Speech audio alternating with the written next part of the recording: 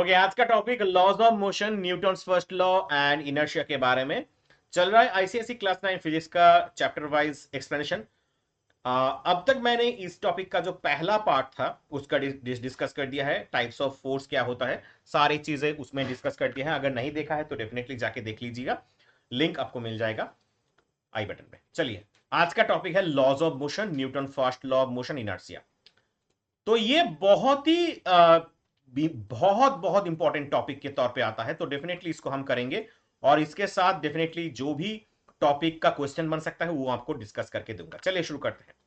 Laws of motion में पहला जो टॉपिक आएगा वो है इनर्शिया। अब इनर्शिया क्या चीज है? देखिए, कोई भी ऑब्जेक्ट आइदर रेस्ट में रहता है या फिर मोशन में रहता है। वो अपना जो स्टेट है, मतलब जो चीज रेस्ट में है वो रेस्ट में रहना चाहता है, और जो मोशन में है वो मोशन में रह जाता है। ये जो प्रॉपर्टी है इसको एक सिंपल वर्ड में हम इनर्शिया बोल सकते हैं। Inertia is the property of a body by virtue of which it resist or change its state of rest or uniform motion. मतलब कोई भी अगर रेस्ट पे ऑब्जेक्ट है, मान लो एक बुक्स अगर टेबल पे है, तो वो हमेशा ट्राई करेगा कि वो बुक्स हमेशा टेबल पे ही बने रहे, रेस्ट पे, ना कि वो मोशन में आए। एक कार अगर यूनिफॉर्म मोशन में चल रहा है फ्रिक्शनलेस सरफेस पे, तो वो हमेशा ट्राई करेगा ये मोशन में चलता ही रहे, कि ना ही रुक जाए। तो ये जो प्रॉपर्टी है वो हमको बोलेंगे इनर्शिया। इनर्शिया के बारे में कुछ की पॉइंट्स जान लेते हैं। इनर्शिया डेफिनेटली डिपेंड करता है मास के ऊपर। मास के साथ इनर्शिया प्रोपोर्शनल रिलेशन में है।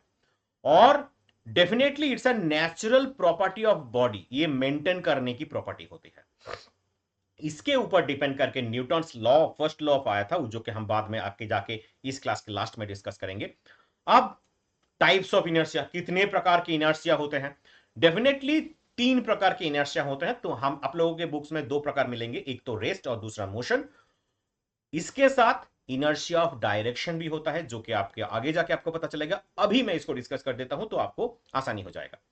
तो डेफिनेटली इंपॉर्टेंट थिंग, इनर्शिया कोई बॉडी को रेस्ट या मोशन में चेंज नहीं कर सकता। उसका मोशन रेस्ट को मोशन में या फिर मोशन में बॉडी को रेस्ट में नहीं ला सकता। वो एक प्रॉपर्टी है जो कि रेजिस्ट करता है चेंज को। ये हमेशा याद रखना, इनर्शिया इज अ प्रॉपर्टी जो कि रेजिस्ट करता है चेंज को। ठीक है, अब चलिए विस्तार से डिस्कस करते हैं इसका टॉपिक। इनर्शिया ऑफ रेस्ट क्या होता है आप जानेंगे। देखिए, इनर्शिया ऑफ रेस्ट की अगर बात करें, the tendency of a body to rest remain the rest unless the acted upon by an external unbalanced force। मतलब क्या है इसका? कोई भी ऑब्जेक्ट अगर रेस्ट पे है तो वो चाहेगा कि रेस्ट पे रहे, जब तक ना कोई एक्सटर्नल फोर्स उसके ऊपर अप्लाई हो। तो इसको बोलेंगे inertia of rest.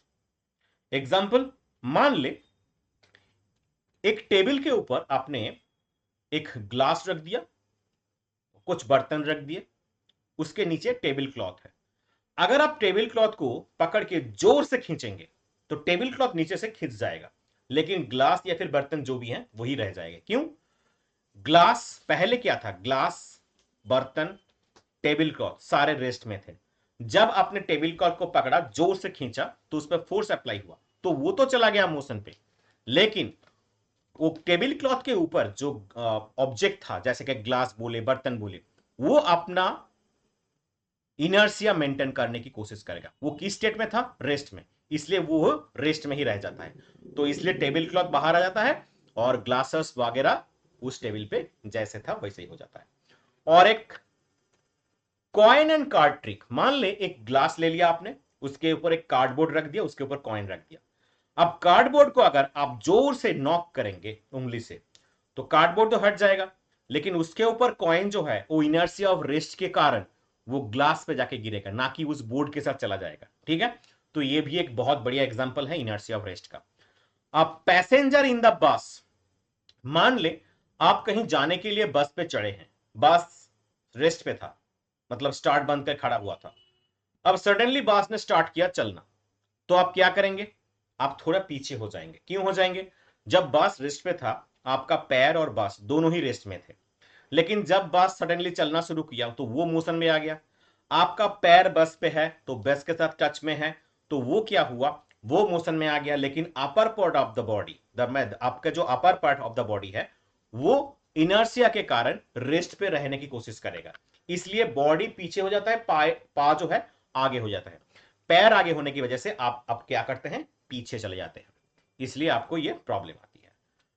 Dusting a carpet, आप मान लो किसी कारपेट पे बहुत धूल जम गई है, हम लोग क्या करते हैं, वो लेके जाके एक डंडा लेते हैं, उसको मारते हैं, तो क्या होता है, वो डस्ट जो लगा हुआ था कारपेट पे, डस्ट और डेफिनेटली कारपेट दोनों ही रेस्ट में थे, जब कारपेट को हिट किया तो वो मोशन में जाके थोड़ा वहां से हट गया।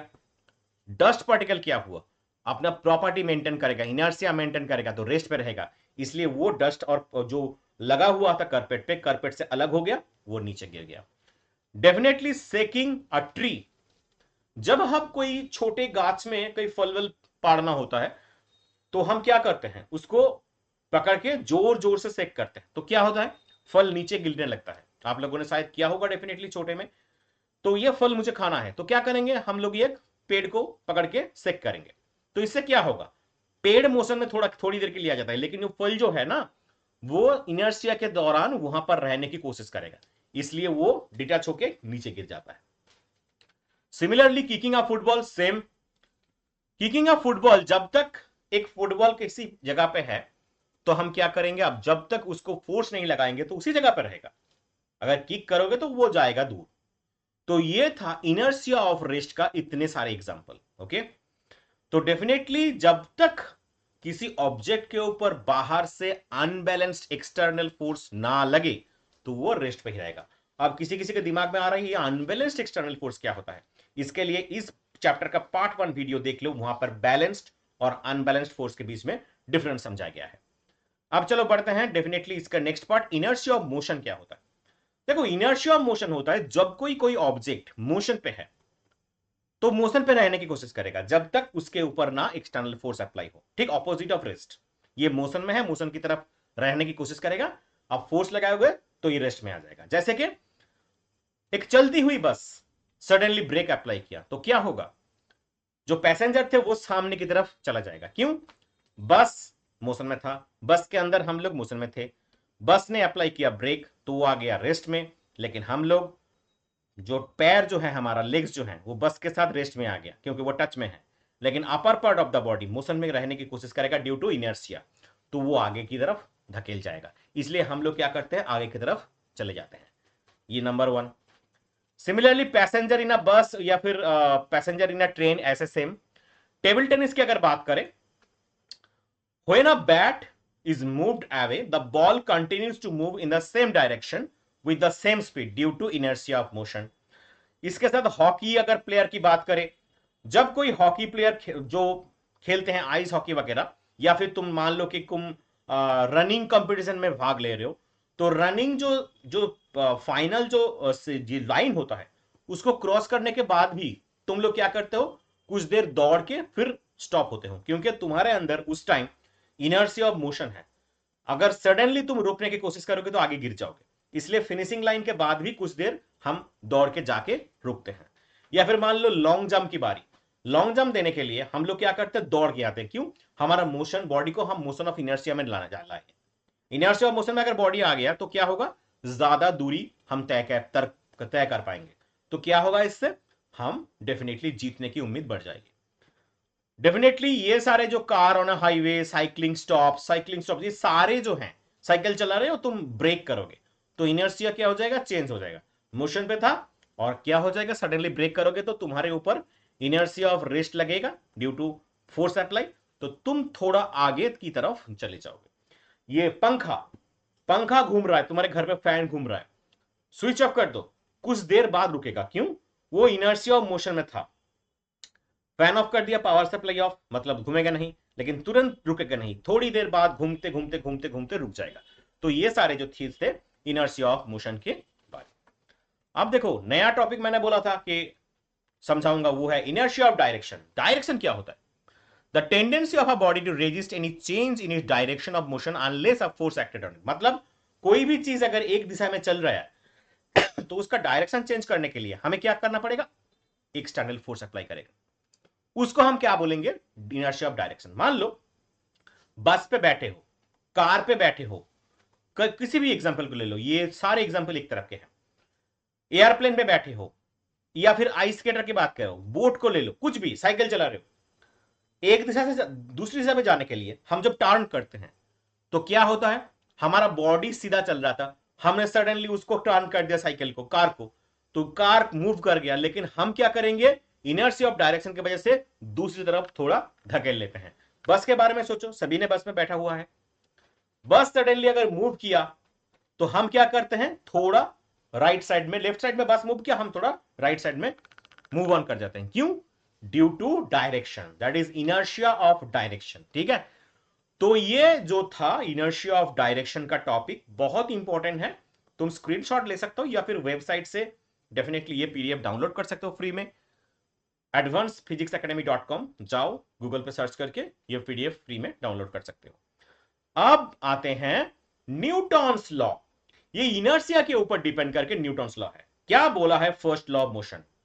Newton first law of motion ने बोला है every body continues in state of rest or motion until an external force is applied on it। मतलब क्या है इसका, जो ऑब्जेक्ट रेस्ट में है वो रेस्ट में ना रहना चाहता है, जो ऑब्जेक्ट मोशन में है वो मोशन में रहना चाहता है, until, जब तक एक एक्सटर्नल फोर्स उसके ऊपर ना लगाओ वो वैसा ही रहना चाहता है। ठीक है, तो ये था हमारा फर्स्ट लॉ ऑफ मोशन का डेफिनेशन। तो इसको लिखना है, स्टेटमेंट को बहुत ही आसानी से लिखना है, समझ के लिखना है तो आसान हो जाएगा। की पॉइंट्स क्या है देखो, डेफिनेटली इसको हम बोलेंगे law of inertia. Newton first law को बोला जाता है law of inertia. Definitely it applies to all object whether they are rest or motion, सभी ऑब्जेक्ट के ऊपर ये अप्लाई होता है। Number 3, inertia depends on the mass. Inertia क्या करता है, पूरा पूरी मास के ऊपर डिपेंड करता है, मास के साथ प्रोपोर्शनल रिलेशन में है। And definitely no unbalanced force, no change in state of motion, जब तक कि अनबैलेंस्ड फोर्स ना हो change of state of motion नहीं होगा। ठीक है, जैसे कि मान लो ये बुक्स टेबल पे है, जब तक तुम फोर्स इसके ऊपर नहीं लगाओगे इसका कोई मूवमेंट नहीं होगा, जब भी तुम इसे पुश करोगे तो आ गया एक्सटर्नल फोर्स, तब जाके ये मूव करके बाहर की तरफ जाएगा। ठीक है, बहुत ही इंपॉर्टेंट है। Okay, now a body will not change the state by itself, खुद से कोई बॉडी अपना चेंज ऑफ स्टेट नहीं कर सकता जब तक उसके ऊपर ये इनर्शिया चेंज करने के लिए एक्सटर्नल फोर्स ना अप्लाई हो। इसी के ऊपर डिपेंड करके न्यूटन ने एक फॉर्मूला बनाया था, डेफिनेटली वो जाके सेकेंड लॉ पे आएगा। तो फर्स्ट लॉ में हम लोगों को क्या पता चला इस टॉपिक के बारे में, न्यूटन फर्स्ट लॉ क्या होता है, इनर्शिया क्या होता है, inertia of rest, inertia of motion, inertia of direction with सारे एग्जांपल। आशा करता हूं ये वीडियो तुम्हें अच्छा लगा होगा, पूरी टॉपिक तुम्हें समझ में आ गया होगा, नहीं आया तो डेफिनेटली देख लो। अगर कोई टॉपिक में दिक्कत है तो डेफिनेटली उसको कमेंट कर दो, मैं फिर से उसके ऊपर अलग से वीडियो बना दूंगा। अगर 1:1 लाइव क्लास चाहिए तो वेबसाइट से बुक कर लो, एक क्लास चाहिए तो एक मिलेगा, 10 क्लास चाहिए 10 मिलेगा, जितनी कर सको तुम्हारे ऊपर डिपेंड करता है। उसके लिए जाओ advancedphysicsacademy.com, वहां से लाइव क्लास बुक करके अपना कोई भी दिक्कत हो फिजिक्स में मुझे बताओ, सोल्यूशन लेके हाजिर हो जाऊंगा। मिलते हैं दूसरे वीडियो में, तब तक के लिए धन्यवाद।